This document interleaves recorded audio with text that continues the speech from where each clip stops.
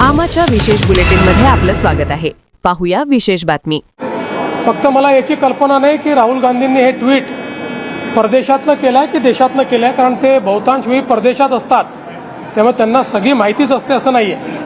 महाराष्ट्राचे मुख्यमंत्री देवेंद्र फडणवीस यांनी काँग्रेस नेते राहुल गांधी आणि शिवसेना उद्धव बाळासाहेब ठाकरे पक्षप्रमुख उद्धव ठाकरे यांच्यावर जोरदार टीका केली आहे। राहुल गांधी यांच्या वक्तव्याला प्रत्युत्तर देताना फडणवीस यांनी त्यांचे ट्विट भारतातून झाले की परदेशातून हेच आधी समजून घ्यावे लागेल असा टोला लगावला।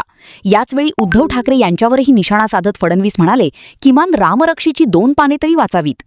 राहुल गांधींना कदाचित या गोष्टीची कल्पना नसेल की प्रोएक्टिव्हली सरकारने कारवाई करून पेपर फोडणाऱ्यांना पकडलं आणि म्हणून ती परीक्षा पुढे नेली। पेपर फुटल्यानंतर नाही, त्याच्या आधी ही कारवाई महाराष्ट्र सरकारने आमच्या पोलिसांनी केलेली आहे आणि निश्चितपणे पुढची परीक्षा योग्य पद्धतीनं व्हावी याचं नियोजन चाललं आहे। त्याच्या तारखा देखील लवकरच आम्ही घोषित करणार आहोत। फक्त मला याची कल्पना नाही की राहुल गांधींनी हे ट्विट परदेशातनं केलंय की देशातनं केलंय, कारण ते बहुतांश वेळी परदेशात असतात, त्यामुळे त्यांना सगळी माहितीच असते असं नाहीये।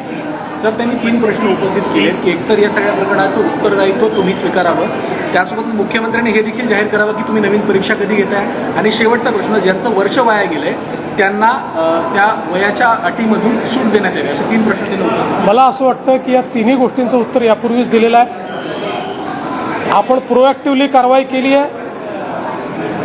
ज्यांना पकडलंय ते तर आंतरराज्यीय गुन्हेगार निघालेले आहेत, इतरही राज्यांमध्ये त्यांनी कारवाई केलेली आहे, त्यामुळे ही जी कारवाई आपण केली यामुळे अनेक राज्यातली पेपरफूट वाचवण्याचं काम आपल्या सरकारने केलं आहे। राहुल गांधींनी पहिल्यांदा स्वतःकडे, स्वतःच्या पक्षाकडे, स्वतःच्या सरकारकडे पाहावं आणि त्याच्यानंतर हे बोलावं। आजच्या कॅबिनेटमध्ये कर्जमाफीच्या संदर्भातले काही निकष आहेत ते बदलले गेले, त्याच्यामुळे लाभार्थी शेतकऱ्यांची संख्या वाढताना दिसून येते। मी विधानसभेत घोषणा केली होती, आजपर्यंत सगळ्या कर्जमाफी योजनांमध्ये लगतच्या कर्जमाफी योजनेतले जे पात्र उमेदवार असतात त्यांना अपात्र करण्यात आलं।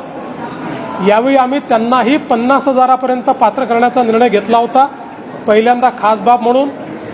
परंतु रणधीर सावरकर यांच्या नेतृत्वात सत्ता पक्षाचे आमदार मला भेटले आणि त्यांनी विनंती केली की त्यांनाही 2 लाखापर्यंत कर्जमाफी द्यावी, म्हणून पहिल्यांदा राज्याच्या इतिहासामध्ये कर्जमाफीमध्ये त्यांचाही समावेश करण्यात आलेला आहे।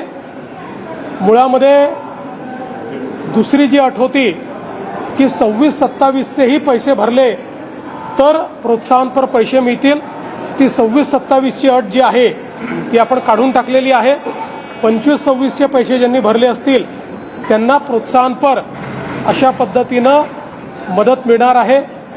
यामुळे काही शेतकरी जे अपात्र झाले असते ते सगळे पात्र झालेले आहेत आणि मला असं वाटतं आता देशातली आणि राज्यातली सगळ्यात मोठी कर्जमाफी 56 लाख शेतकऱ्यांकरता ही कर्जमाफी आपण त्या ठिकाणी जाहीर केली।